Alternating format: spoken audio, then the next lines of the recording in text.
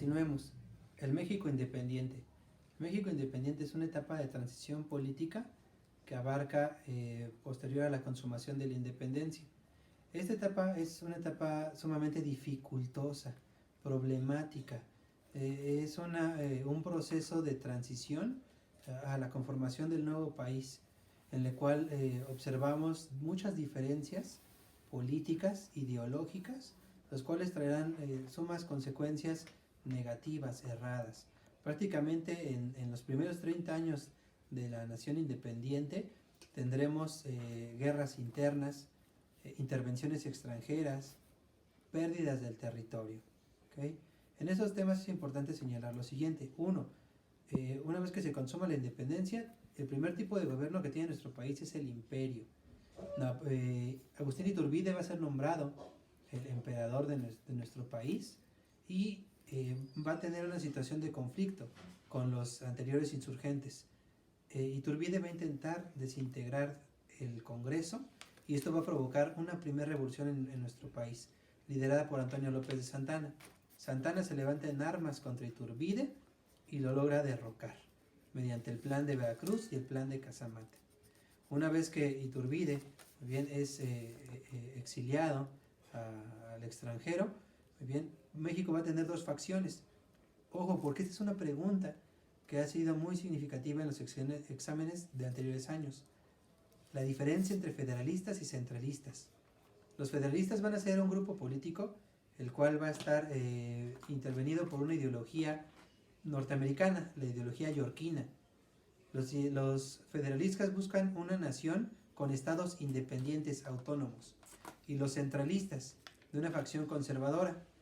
Estos están ideados por una ideología británica, la ideología escocesa o logia escocesa, y ellos lo que buscan es un país centralizado, que desde la capital se tenga un mismo régimen jurídico. Bien, vamos a tener la Constitución de 1824 y la Primera República, en la cual el primer presidente es Guadalupe Victoria. Muy bien, ¿okay?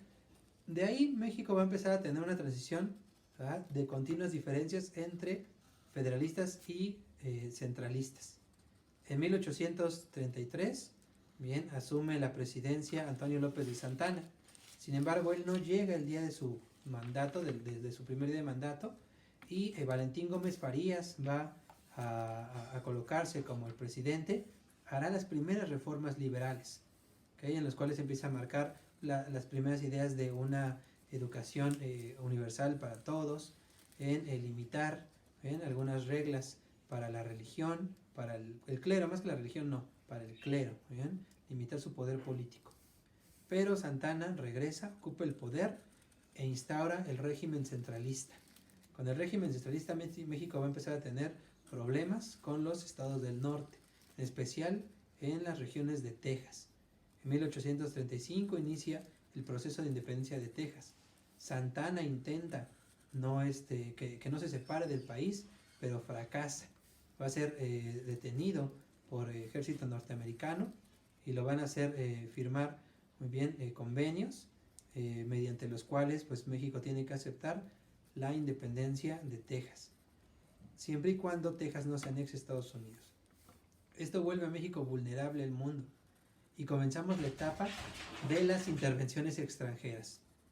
En 1838, muy bien, Francia va a invadir a México con la famosa Guerra de los Pasteles. Bien, les voy a pedir que de estas intervenciones ustedes vayan buscando cuáles fueron las causas y cuáles fueron, muy bien, los acontecimientos que marcaron a cada intervención. 3 importantes intervenciones extranjeras tuvo México. La primera intervención francesa, 1838, o llamada Guerra de los Pasteles, que lo provocó. ¿Okay? La intervención norteamericana en 1846. ¿Cuáles fueron las causas que llevaron a este conflicto entre México y Estados Unidos? ¿Cuáles fueron las consecuencias? Se firma el Tratado de Guadalupe Hidalgo con el que finaliza esa guerra. ¿Cuáles son las consecuencias? Búsquenlas ustedes. Y la segunda intervención francesa. Después de la Guerra de Reforma, bien, México va a ser intervenido por segunda ocasión por los franceses. Chéquenlo. Si tienen alguna duda, por favor, Pregunten en los comentarios para que se los atienda si no lograron encontrarlas. A partir de 1853, México va a tener una segunda revolución, la revolución de Ayutla, liderada por Juan Álvarez e Ignacio Comonfort. En esta revolución se van a levantar contra la dictadura de Antonio López Santana. Santana, que había sido 11 veces presidente, y ahora tenemos un Santana ya viejo, ya cansado, va a ser derrocado. Y la facción de liberales va a tener mayor posición en el Congreso que los conservadores. Ignacio Comonfort va a asumir la presidencia y a partir de 1855 un Congreso mayoritario liberal, encabezado por Benito Juárez, va a empezar a lanzar algunas leyes.